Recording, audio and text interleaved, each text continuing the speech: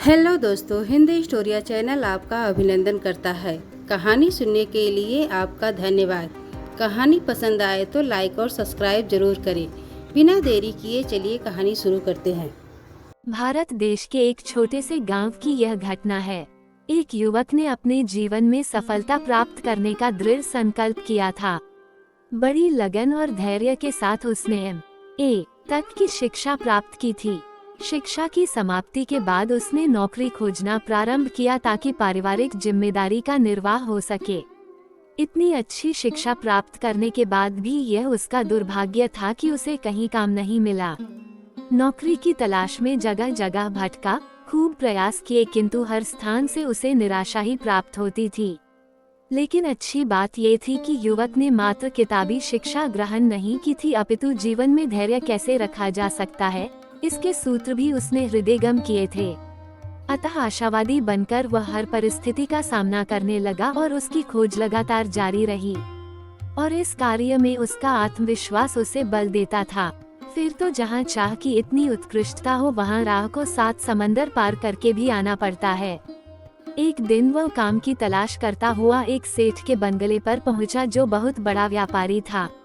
युवक ने सोचा सेठ के पास कई काम हो सकते हैं। जिस समय वह सेठ के घर पहुंचा, उस समय वे अपनी गाड़ी में बैठकर जाने की तैयारी में थे। युवक सेठ को आदरपूर्वक नमस्कार करके प्रार्थना के स्वर में बोला, सेठ जी, मैं काम की तलाश में आप तक पहुंचा हूं। यदि मेरे लायक आपके पास कोई काम हो तो मुझे अवश्य दिया जाए। मैं एम.ए. पास हूं।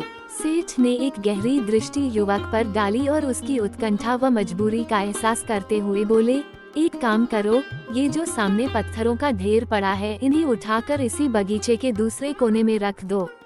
जब तुम्हारा कार्य पूर्ण हो जाए तब मुझसे ऑफिस में आकर मिलना। एक पल की देरी किए बिना वह युवक श्रमपूर्वक कार्य में जुट गया। एक एक करके उसने वे सारे पत्थर उठाने प्रारंभ कर दिए। बड़ी लगन और कड़ी मेहनत के साथ उसने सेठ के द्वारा बताए गए स्थान पर वे सारे पत्थर रख दिए। लगभग 4 घंटे में उसका ये कार्य पूर्ण हो गया। तब वह सेठ के कार्यालय पहुंचा और कार्य पूरा हो जाने की सूचना दी। सेठ ने युवक को बुलाकर पूछा, ये काम हो गया, क्या तुम और भी काम करना चाहते हो? उसने विनम्र स्वर में कहा, जी, मैं काम करना चाहता हूँ। सेठ ने उसके साहस और धैर्य की परीक्षा लेने के लिए कहा, अब तुम उन पत्थरों को उसी स्थान पर रख दो जहाँ से उठाए थे। सेठ का आदेश पाकर युवक पुनः सेठ के बंगले पर आया और पूरे उत्साह के साथ काम करने लग गया। उसका लक्ष्य मात्र एकनिष्ठता से काम करना था।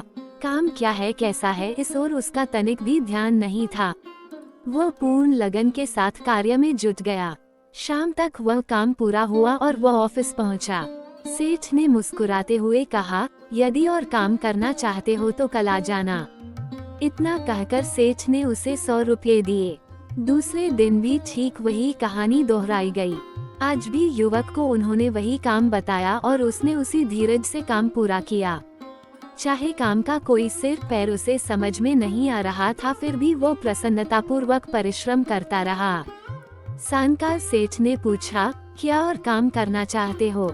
उसने कहा, जी, मैं निरंतर काम करना चाहता हूँ। श्रम करना मेरे जीवन का लक्ष्य है, अतः मैं हर परिस्थिति में काम करने को तैयार हूँ। उसके हाँ कहने पर सेठ ने कहा, क्या यही काम करोगे? उसने कहा, जो आप बताओगे वही करूँगा। यदि आप ये काम दोबारा बताओगे तो मुझे उसे भी पूरे उत्साह के साथ करने में कोई आपत्ति नहीं है। इतना सुनते ही सेठ ने कुर्सी से उठकर युवक की पीठ थपथपाते हुए कहा, शाबाश बेटे, मैं तुम्हारे धैर्य की परीक्षा ले रहा था। कल से तुम मेरे ऑफिस के मैनेजर नियुक्त किए जाते हो। ये सुनकर उसके चेहरे पर मुस्कुराहट फैल गई। उसका रोम रोम हर्षित हो गया और वह अनिमेष दृष्टि से सेठ की आंखों में झांकता हुआ उनके चरणों में झुक गया। युवक बड़ी प्रसन्नता के साथ घर पहुंचकर पत्नी से सारी बात बताकर अंत में बोला, धैर्य का फल मीठा।